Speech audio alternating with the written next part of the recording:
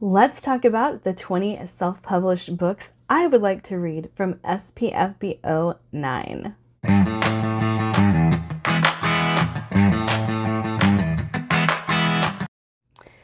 Hey guys, welcome to Portable Magic. My name is Trinity. Today we'll be talking about the books I want to read from SPFBO 9. Now, I did go with 20.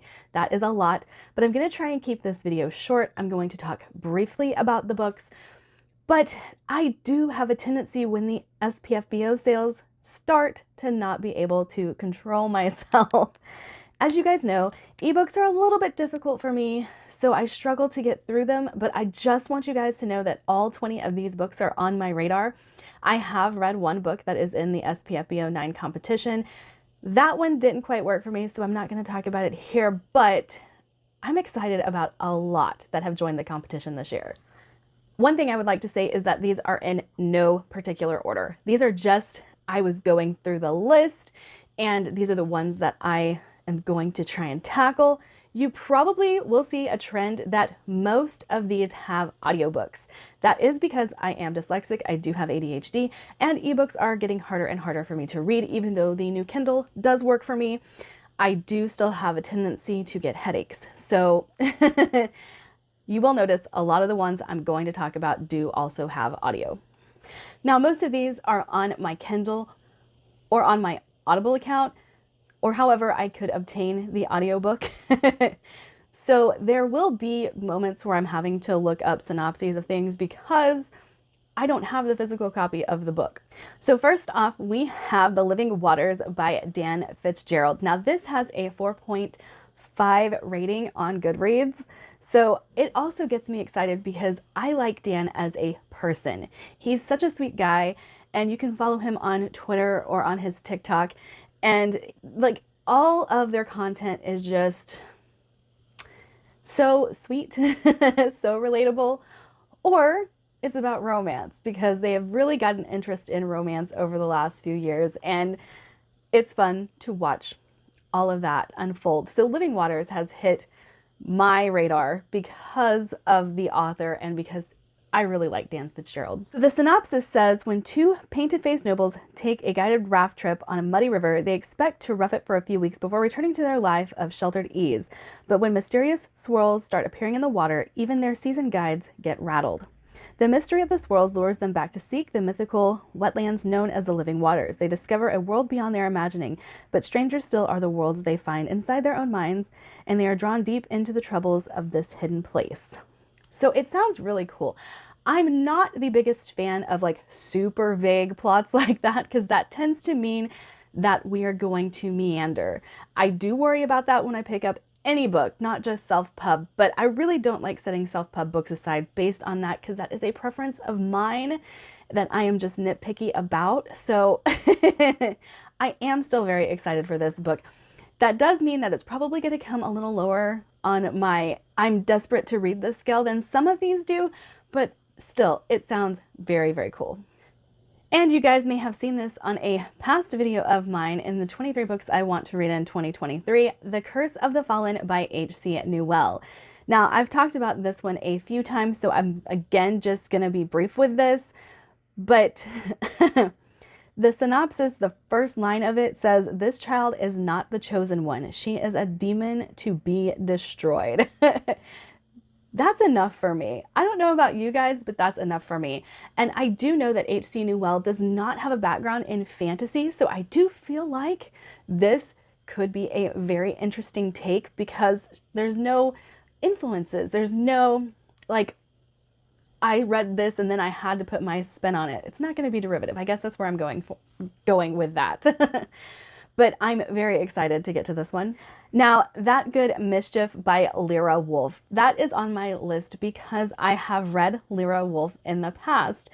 I can't think of the name of it. I will look up the name of the book and put it off to the side here. I love Loki. Lyra Wolf loves Loki.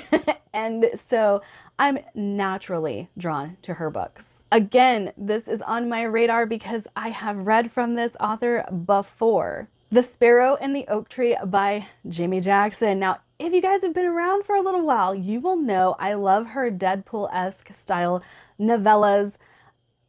I can't think of the name of the main character, but it's about a girl who has these superpowers but doesn't want to be a superhero and doesn't want to be a supervillain, but neither side will let her rest.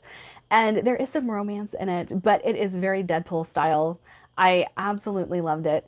And I do plan to read the rest of the series, but this one is again on my radar because I already know I like the author. Now this next one, The Last Ranger by J.D.L. Russell, has been put on my radar because of the Wizardly Duo Discord. Now, I don't exactly remember who it was that turned me on to it particularly, but I know being part of that Discord, this one makes the rounds.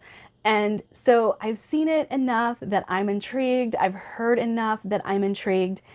And it says, betrayed, hunted, left for dead, but not even death itself can keep the last ranger from vengeance. You guys know I love a good vengeance story, Nevernight being one of my favorite series of all time. I have had some vengeance stories in the past that didn't quite work out, but I do think that this one sounds really good. Now, Becoming a Druid, I am currently reading by Mike Moleman. It is actually the book I had to set down so that I could record these videos because I'll be recording multiple videos today. I'm really enjoying it, guys. This is not something I actually thought I was going to be fully invested in. And the reason I say this is because Mike Moleman actually reached out to me after he had already sent me the audio to ask me why I'm not a big fan of classic fantasy. And I was like, oh no, oh no. He's asking me this because a lot of these things are present in his books, right? This is what's happening. The answer to the question is yes, or the answer to that is yes, because I have come across some things that I am not a huge fan of, but I'm liking the execution so far. I'm really enjoying it. Can I add it to my favorites list? Probably not, because it is the epic fantasy that has the tropes I don't like, but it's right now, as it stands, a 4-star, so I have no issues with it. Not really. Next would be The Traitors We Are by Michael Roberti. Now this is one I've seen floating around the Twitterverse because a lot of the people I follow on Twitter are self-pub fanatics, so they get their hands on some really good ones. And this has a 4.44 rating on Goodreads. But this one has a couple of very unique aspects that makes me drawn to it. Let me just read you the synopsis here. In a world where writing disappears when the author dies, 22-year-old Cale O'Barian watches the last gasping breaths of his best friend. He pulls a scrap of paper out of his pocket as his friend's signature fades. Cale only wants vengeance for his friend and to create a reality where he no longer has to bow before any man. However, the nagging suspicions that his father, who started this war, hasn't given him the whole story about his role in the conflict, threatens to unravel everything he ever thought he knew about himself and the people he is fighting to free. Now, this goes on to talk about the other POVs that we encounter, but that was all I needed to know to be very intrigued by this book, because there are some unique aspects in that POV alone that really make me want to figure out what's going on. I love a good mystery in a fantasy novel, and it sounds like this is going to provide that. So again, very excited. Next, you guys might know Tori Talks on YouTube, but did you know Victoria Tekken has written a self-published book called Phased? And did you know that book is about werewolves? So I have been an urban fantasy girly for a good majority of my life. So when I heard about Phased, obviously I was intrigued. I needed to know more. I reached out to Tori and I was like, tell me more about this book that you have written.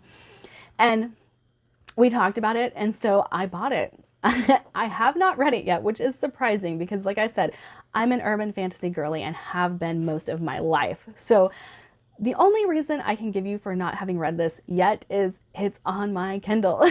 It is on my Kindle, and I tend to forget about books that are on my Kindle. ADHD says out of sight, out of mind, and I forget that things exist until it's in my face again. And then I'm like, oh, I forgot about that. Okay, this should surprise absolutely no one. The next one would be Herald of the Storm, Steelhaven, Book 1 by Richard S. Ford, R.S. Ford, Engines of Empire, the series I keep trying to get everybody to read. He is in SPFBO 9 this year. So yes, Herald of the Storm, I'm very excited for. I have loved Engines of Empire. I have a Demon in Silver. he has hit my radar in a very hard way. I'm so excited to read anything else he has written. But yeah, if you guys didn't know, Richard S. Ford is the same as R.S. Ford. Right there. Next would be No Heart for a Thief, and you guys can probably guess as to why I want to read this one. Thieves and assassins are my favorite types of characters to follow in fantasy. Again, this should surprise absolutely no one that this would hit my radar. I don't need to know anything else when you put thieves and assassins in the title of your book. Like that's all I need to know. Now, this is a name I am likely going to pronounce incorrectly, and I do apologize, but Seeds of War by João Silva. I hope I said that right, or close to right. So I was talking to the people on my Discord as they were reading this, and from what I gather, this has a very interesting magic system, which appeals to me and so on so many levels, because I seek out the weird. I seek out the unique. It is something that if your weird factor hits a certain level, I will like it. If your unique factor hits a certain level, I will like it. Draconis Memoria is my favorite series of all time, and that is because it is weird and unique. I love it so much. It does become a lot towards the end, and I have talked to a few people about that, and I can admit that it does, but it's so unique that I cannot get past how like wonderful and amazing this original idea was. So when I heard that said about Seeds of War, obviously I needed to know. This is probably one of the most anticipated ones on this list because of how everyone has talked about it so far. I've heard it's dark, I've heard it's unique, and those two things combined are like perfect for me. So I just hope, I know that there is adventuring in this. I just hope that we don't meander, and I hope it doesn't become a slog for me, because this is something that I really, really, really want to read. Next is a follow-up to a book I have already read, and that would be The Dark Heart of Redemption by Darren M. Hanshaw. Oh my gosh, that did not want to come out of my mouth. I read the first book of this series a while ago. I do have The Dark Heart of Redemption. He did send it to me. And one of the things I had critiqued in the first book was the dialogue felt off. And I was talking to Darren whenever he was releasing this, and he goes, I think I fixed the problem. Will you read the second one so I know if I did it correctly? And I was like, absolutely, absolutely. I liked the characters, and I liked this story and this setting more than enough to continue. And so this one has been on my list to read after I finish SPSFC. That is now over, so I have started to work on the books that I said I would read after SPSFC. I do have a project coming up that's going to kind of interfere with that, but I will start picking them back up after that project is finished. But yeah, I'm very excited to get back into this world. And I have noticed in talking with you guys through this video, I am picking up or picking books that I've already read from these authors before, and I don't see any problem with that. Now, one that I kept seeing make its rounds and didn't really know anything about it for quite a while, but the cover would not leave my brain. That would be Sewell. And this cover, oh, it's so dang gorgeous. But it says, a king destined to rule, a priest determined to protect his land, a demon out to create chaos, a princess with her eyes on the throne. So those all sound like POVs I want to follow. I want to follow and find out what is going on. Now, there is much more to this synopsis, but that was the thing that caught my attention. And I've heard a couple people who have started this say they really enjoyed it. So I haven't heard like the greatest things about it, but everyone that I've seen talk about it has enjoyed it. And it's so, because it's such a pretty book, it's still on my radar. I am a little bit of a sucker for a pretty cover. I can't deny that. I mean, look at the books behind me. But yeah, I'm very excited for this one too. So I have Cold West by Clayton Snyder on this list, and I have it on this list for a very particular reason. No Land for Heroes, I recently read it, it's right there, made me realize I don't hate a fantasy western. In fact, I really like that fantasy western, so I should probably give some more a try. And Cold West was free whenever they were doing the SPFBO 9 sale, and so I was like, okay, I'm gonna pick this up and see if I like it. I've been meaning to read Clayton Snyder for a while, so this is a good excuse. That's all I know is fantasy Western. That's why I picked it up, because I really enjoyed No Land for Heroes and had an excuse to pick up another fantasy Western. I did start another fantasy Western by AC Cross. Didn't get very far in it before I had to set it aside for SPSFC, so I am going to go back to that one as well. I don't think it's part of this competition though. Where Blood Runs Gold. So if that is part of the competition, that is also a book I plan to read, but I didn't see it on the list. Next is another one that I'm going to blame on Andrew's Wizardly Reads. That is because him and Palmer Pickering, they like go back and forth in the Discord, and I have heard about this book so much. That would be Heliotrope, and I just want to read it because I like Palmer Pickering as a person. Again, this happens to me. If I like you as a person, there's a good chance I want to read your books, aside from my friend Tessa, who says I'm not allowed. So other than that, like, if you're a great person, I want to read your books. A person's personality can intrigue me to pick up something that I might not have before, but this one does sound interesting. This one has an awesome cover as well, so that's another reason that I want to pick it up. It is epic heroic fantasy, so I am a little nervous.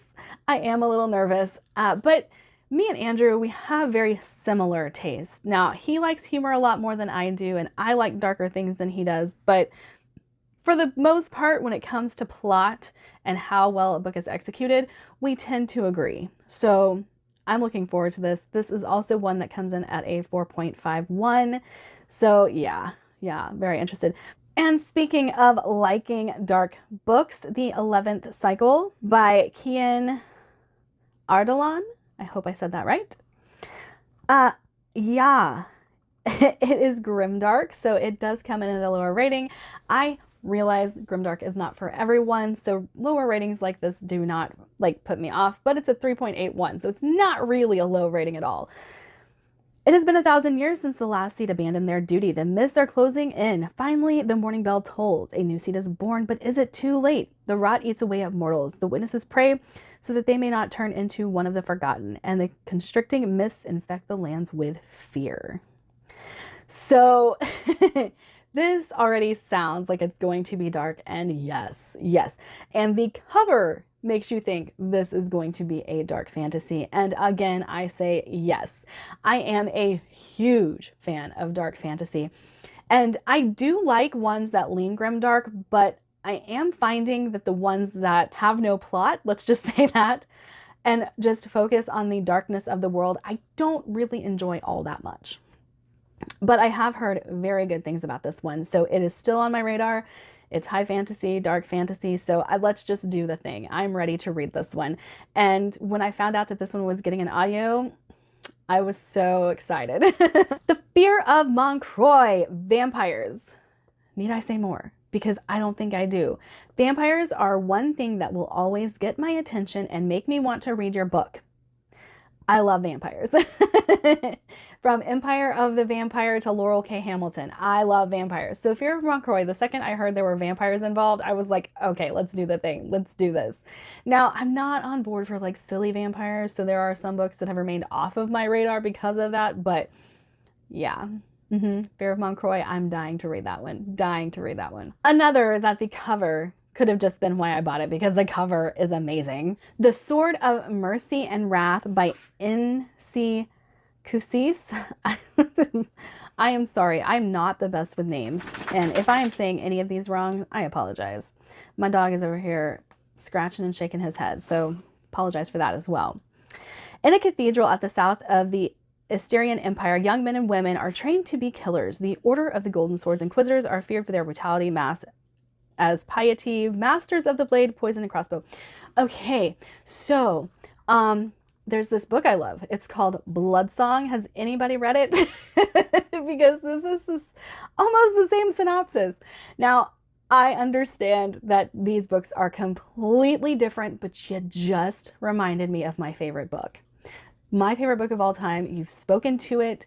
Now, can you be different enough that I'm going to love it just as much? This is the whole reason I have yet to pick up this book, because the synopsis of this book really does remind me of Bloodsong so closely that I worry, but again, I'm very intrigued because it reminds me of Bloodsong. So hopefully, yes, hopefully I like this one just as much, and hopefully I will like this series just as much, because I already know that the second book has released in this series, so looking forward to it quite a bit. Next would be The Mountain of Souls by Marcus Lee. Now, I haven't really heard anything about this book, but whenever I was looking through, I remember this being a strong female character as the lead main character. That always gets me. And then I think the main character starts out as a slave, if I am correct. And a lot of times, those types of books really work for me because I love a power struggle. I love seeing the underdog come out on top. It is one of my favorite tropes. So I'm very much looking forward to this one for that reason alone. And then of course there's Pon Gambit by Rob J. Hayes, which is the Immortal Techniques Part 2, which I've already read. I did say that there was one that I had read that I didn't really enjoy, but it's because it's not the type of story that I enjoy. But this one I've already read. So it's the 20th book on my radar because I've already read it. I kind of like this series, kind of. They are separate from each other. Obviously, they can be read as standalones.